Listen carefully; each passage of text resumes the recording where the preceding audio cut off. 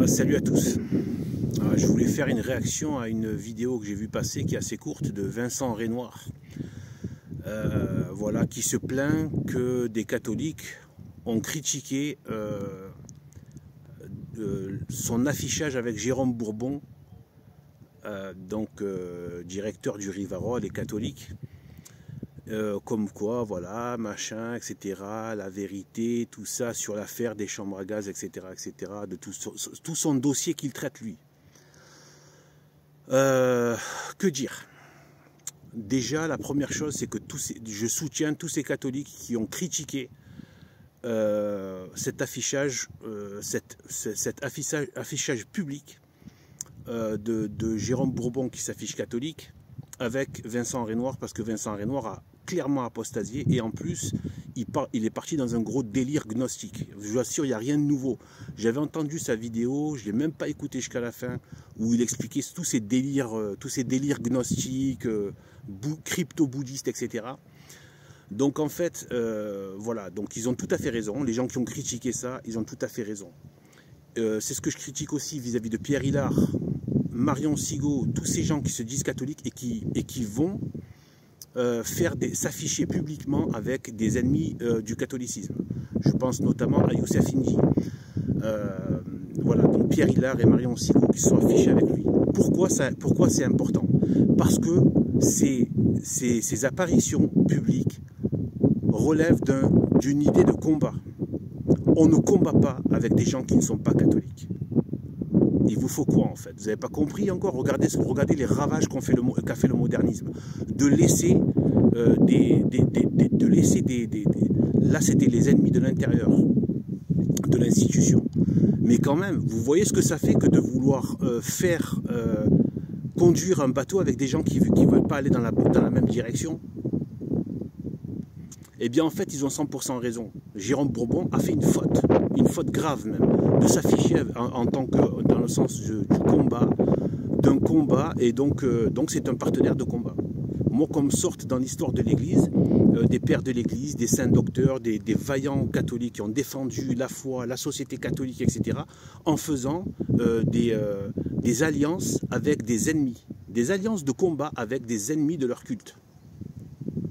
Voilà. Alors bien sûr, il y en a plein qui vont tous vous dire « Mais non, on n'est pas des ennemis ». Ouais, bien sûr, jusqu'au jour où, comme Soral, ils vont venir dégueuler sur ta religion. Voilà, parce que tu as été trop bête et que tu as cru aux sornettes de départ. Donc en fait, alors que tous les signes sont déjà là, le sketch a déjà été fait 10 000 fois. Donc en fait non, on est déjà très peu comme catholiques, et encore moins des catholiques traditionnels. On pourrait presque nous compter, ça rentre dans une page A4 peut-être recto verso, de catholiques traditionnels intégraux, radicaux. On est quasiment plus. Donc le peu qu'il y a, il faudrait en plus s'afficher avec des ennemis de notre foi. De toute façon, de fait, ils sont ennemis de notre foi, de fait. Et de toute façon, ça n'apporte rien de bon, parce que la finalité n'est pas la même. Si votre objectif n'est pas le même, on le voit, tous les chemins se séparent quand les objectifs des personnes ne sont pas communs. Et oui, moi je suis pour le séparatisme. Voilà, la séparation d'avec les non-catholiques. Je suis pour la séparation totale et radicale. Et bien sûr, autant qu'il est possible dans un monde dans lequel on vit. Autant qu'il est possible, mais il faut être radical à ce niveau-là. D'ailleurs, cette République a fait la loi contre le séparatisme, par rapport genre à l'islam, etc., enfin, le terrorisme, enfin tout ça, quoi. Sauf que ce que cette République a fait, cette loi contre le séparatisme, c'est elle-même qui a fait la loi 1905, et donc qui l'a appelée avec le même nom, la loi de séparation. La loi de séparation, elle-même, qui est anti-séparatiste, soi-disant, elle a pratiqué le séparatisme d'avec l'Église catholique.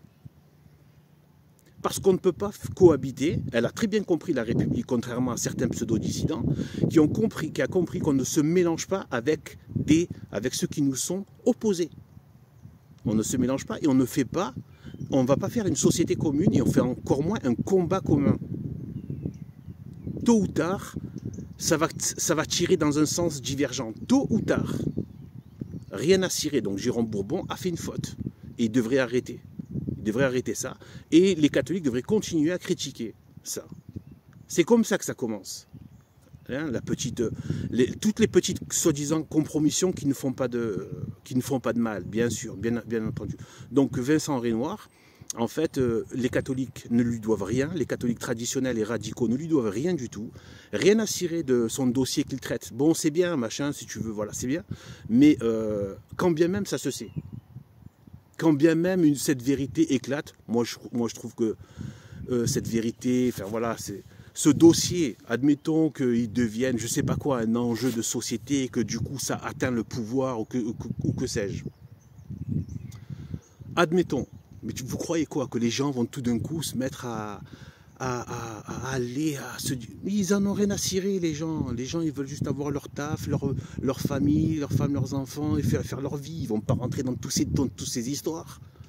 Tant que les élus, tant que les élites sont dans ça, le peuple va juste suivre. Ça sert strictement à rien. Et le pire, c'est pourquoi? Moi, ce que je vois le plus important, c'est quoi? Quand bien même il y aurait quelque chose, c'est pour mettre quoi à la place? Jésus-Christ ou Bouddha? Si c'est pour mettre Bouddha, j'en ai rien à cirer de ce dossier-là. Et de toute façon, en tant que catholique, ceux qui sont, on va dire, ceux qui ont, je pense en faire partie sans vouloir me la jouer, mais qui ont compris le malheur qui frappe la France, c'est que tout ça, ce sont les conséquences de l'apostasie du catholicisme. Exactement ce qu'a fait Vincent Renoir.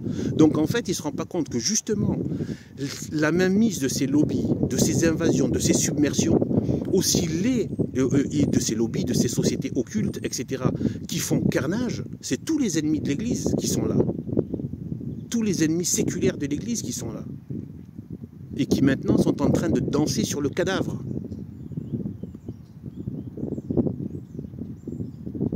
Eh bien tout ça, c'est le résultat de l'apostasie. C'est la conséquence. Que Vincent Renoir le conçoive, j'en ai rien à qu'il arrive à le comprendre, à le saisir, à adhérer ou pas, j'en ai rien à faire. C'est une vérité. L'Ancien Testament en est plein. La laideur de ce qui se passe dans ce pays, c'est la laideur de cette apostasie. Et pas seulement l'apostasie, les blasphèmes, ça n'arrête pas. Chaque jour, ils font des films, des documentaires, de la haine, des espèces de spectacles antichrist. Je vous dis, quand Dieu va frapper, ça va frapper. Je me dis, souvent je pense à ça en ce moment, je me dis, mais c'est pire que Sodome et Gomorrhe dans quoi on est. Pire. Bien pire. Faites la liste et regardez toute la crasse et le crade qu'ils ont fait, d'obscénité qu'ils ont fait depuis des décennies maintenant contre les saints, l'Église catholique, Jésus-Christ, Sainte Marie, etc. Croyez-moi, Sodome et Gomorrhe, c'était moins puant que ça. Sans parler de l'avortement, sans parler de toutes les saloperies qui sont faites, etc. Par ce gauchisme qui est devenu l'âme de ce peuple apostat, renégat et ennemi. C'est pas seulement l'apostasie, c'est aussi la vindicte, le côté belliqueux vis-à-vis de la vérité catholique. Vous comprenez? Donc c'est la conséquence. C'est juste une conséquence. C'est la conséquence de l'apostasie. Dans l'Ancien Testament, à chaque fois que le peuple était infidèle et qu'il apostasiait notamment par l'idolâtrie, eh bien c'était radical, il se faisait envahir par les ennemis. C'est tout. Il se faisait prendre par les ennemis. C'est tout. C'est la conséquence, aussi laide qu'elle soit. Si on veut voir la laideur de cette apostasie et de ces blasphèmes à échelle industrielle, eh bien, vous croyez quoi? Que cette société allait sentir la rose avec tout ça? Et qu'elle allait avoir une cohésion, la paix, le bien et la joie? Non, tout ça était dans et est toujours dans les sociétés, même dans les micro-sociétés catholiques. Parce que Jésus-Christ, le Saint-Esprit est là aussi. Voilà. Donc en fait, il faut être contre le débat. Il ne faut pas être dans le dialogue, il ne faut pas être dans le débat. À la limite, s'il veut faire une thèse, il fait des thèses contre thèses. Pas besoin de se mettre dans un débat en direct. C'est pas une pratique de catholique, ça. Et l'abbé Rihoult a eu tout à fait raison de ne pas accepter un débat sur la religion. Lui, il n'est pas dans un délire de Géopolitique TV ou Cyril Hanouna, là, en train de faire du cirque,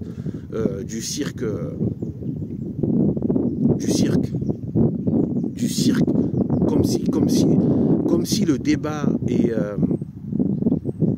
comme si le débat et le dialogue n'étaient pas un outil du système. Mais c'est un outil du système, ça. Non seulement c'est pas révolutionnaire, mais en plus c'est complètement dans le système. C'est un des moyens que le système utilise. Prétendre le débat pour détruire et pour la vérité en sort toujours amoindrie. C'est toujours le mensonge qui gagne dans le débat. Il y en a marre de ces conneries. Stop, stop.